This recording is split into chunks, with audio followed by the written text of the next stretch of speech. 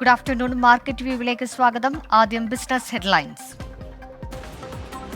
US പണപ്പെരുപ്പ കണക്കുകൾക്ക് പിന്നാലെ താഴ്ന്ന നിലയിൽ വ്യാപാരം നടത്തി ഇന്ത്യൻ ഓഹരി വിപണി. സെൻസെക്സ് 340 പോയിന്റ് താഴ്ന്നു. നിഫ്റ്റി 21,600 പോയിന്റിലെത്തി. ബാങ്ക് ഓഹരികളിൽ ചാഞ്ചാട്ടം. പേടിഎം പേയ്മെന്റ് ബാങ്കിന് വീണ്ടും കടുത്ത പ്രഹരം. റെഗുലേഷൻ നടപടികൾ നിലനിൽക്കുന്നതിനിടെ ഓഹരി 10% കുറഞ്ഞ് 342 രൂപയിലെത്തി. നിക്ഷേപകർക്ക് 10 ദിവസത്തിനിടെ നഷ്ടമായത് 26,000 കോടി രൂപ. നേട്ടത്തിന്റെ പാതയിൽ ഭാരത് ഇലക്ട്രോണിക്സ്. നാവികസേനയിൽ നിന്നും 2,167 കോടി രൂപയുടെ കരാർ ലഭിച്ചു. ഈ സാമ്പത്തിക വർഷം മാത്രം കമ്പനിക്ക് ലഭിച്ചത് 30,776 കോടി രൂപയുടെ കരാറുകൾ.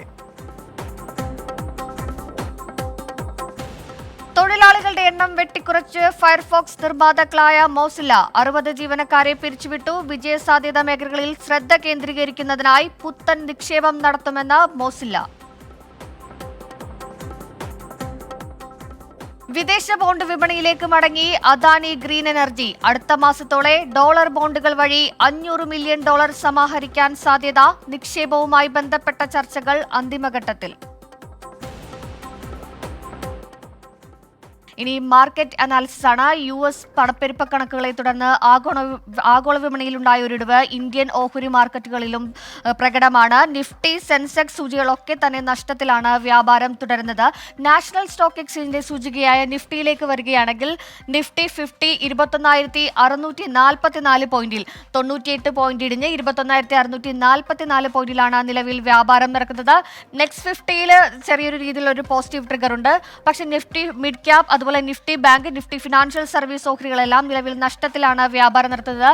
നിഫ്റ്റി ബാങ്കിൽ ഒരു സമ്മിശ്ര പ്രതികരണം ഉണ്ടായിരുന്നു. രാവിലെ ഉണ്ടായിരുന്ന നഷ്ടം ഒരു പകുതി എത്തിയപ്പോഴത്തേക്കും SBI ഓഹരികളുടെ ഒക്കെ തന്നെ ഒരു ചെറിയൊരു നേട്ടത്തോടെ അത് 700 പോയിന്റ് നേട്ടത്തിലെത്തിയിരുന്നു. വീണ്ടും 35 പോയിന്റ് ഇടിഞ്ഞ് 45,467 പോയിന്റിലാണ് നിഫ്റ്റി ബാങ്കിൽ വ്യാപാരം നടക്കുന്നത്. ഇനി നിഫ്റ്റി ഫിനാൻഷ്യൽ സർവീസസിലേക്ക് വരികയാണെങ്കിൽ 63 പോയിന്റ് ഇടിഞ്ഞ് 20,127 പോയിന്റിലാണ് നിഫ്റ്റി ഫിനാൻഷ്യൽ സർവീസസിലും വ്യാപാരം നടക്കുന്നത്. പക്ഷേ മെറ്റൽ, അതുപോലെ തന്നെ ഓയിൽ, ഗ്യാസ് ആ ഓഹരികളൊക്കെ തന്നെ ചെറിയൊരു നേട്ടത്തിലാണ്.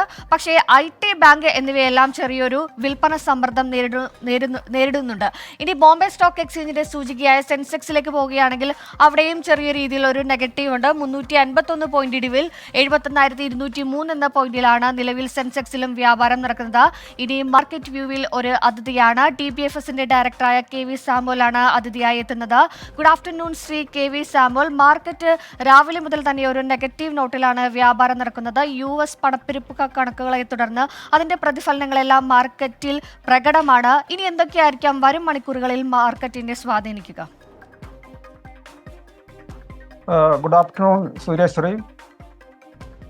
ഇന്ന് രാവിലെ കണ്ട ഡൗൺ ട്രെൻഡ് കുറച്ച് റേസ് ചെയ്തുകൊണ്ടിരിക്കുന്നു, അല്ലെങ്കിൽ മാറിക്കൊണ്ടിരിക്കുന്നു. 1% കൂടുതൽ ഇൻഡെക്സുകൾ താഴെ പോയ ഇൻഡെക്സുകൾ ക്രമേണ തിരിച്ചു വരും. ഇപ്പോൾ ഏകദേശം 0.4% താണാണ് ഇപ്പോൾ ട്രേഡിംഗ് നടക്കുന്നത്.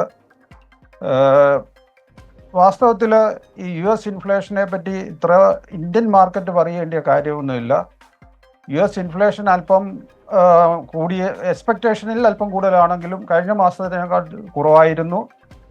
അതുപോലെ അതുകൊണ്ട് US ഇൻട്രസ്റ്റ് റേറ്റ് കുറയ്ക്കുന്നത് ചിലപ്പം 1-2 മാസം കൂടെ നീണ്ടേക്കാം എന്നല്ലാതെ US ഇൻട്രസ്റ്റ് റേറ്റ് കുറയ്ക്കും എന്നുള്ള ട്രെൻഡിന് ചേഞ്ച് വരുന്നില്ല.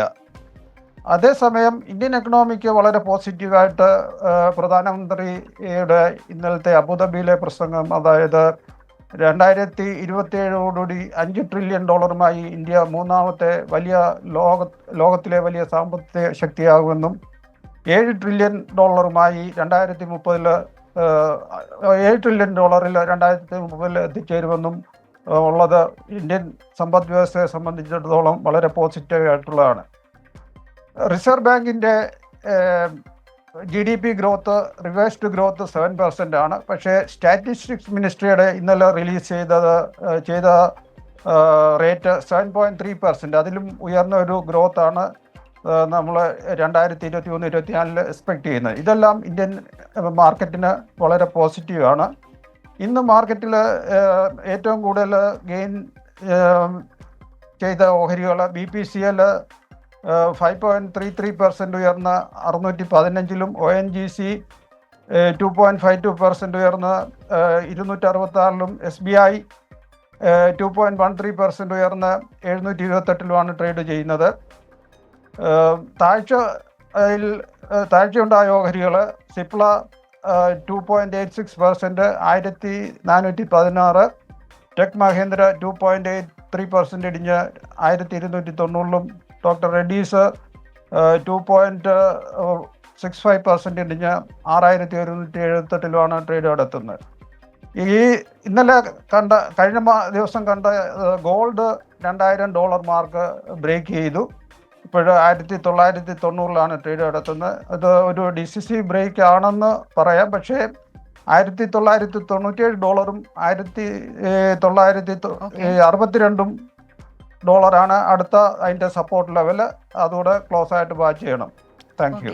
നന്ദി. ശ്രീ KV സാമുവലാണ് മാർക്കറ്റ് വ്യൂവിൽ അതിഥിയായി എത്തിയത്. ഏതായാലും നെഗറ്റീവ് ഇതിൽ മാർക്കറ്റ് തുടരുന്നതിനിടെ തന്നെ വളരെ പോസിറ്റീവായിട്ടുള്ള ഘടകങ്ങളും മാർക്കറ്റിലുണ്ട്. എന്തായാലും വിപണിയിൽ ഈ വിൽപ്പന സമ്മർദ്ദം തുടരുമോ എന്ന് നമുക്ക് വരും മണിക്കൂറുകളിൽ അറിയാം. ഇനി ഇടവേളയാണ്. ഇടവേളയ്ക്ക് ശേഷം ഗുഡ് ആഫ്റ്റർനൂണുമായി TK രജിത്ത് തുടരും.